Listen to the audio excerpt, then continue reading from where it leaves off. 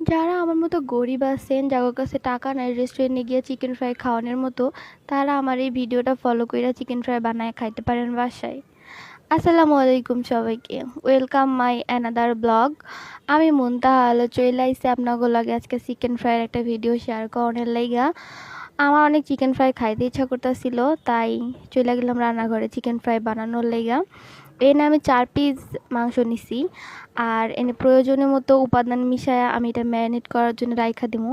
এখানে আমি দিছি যে আদা রসুন আর মশলা বাটা দিয়া তেল মেল দিয়ে আমি এনে মাখায় রাইখা দিছিলাম ঢাইকা। এখন ঢাকনা খুইলা এগুলারে আমি ময়দা লাগামু, এগুলারে মেকআপ টেকআপ করুম আর কি, যেমনি করণ লাগে চিকেন ফ্রাই। তো এর লাগে আমি এখানে একটা ডিম লইয়া লইছি, আর এখানে কিছু কর্নফ্লাওয়ার আর ময়দা একসাথে মিক্স করে লইছি। এখন এই চিকেনটারে মেকআপ করুম আর কি, চিকেনটারে জামা কাপড়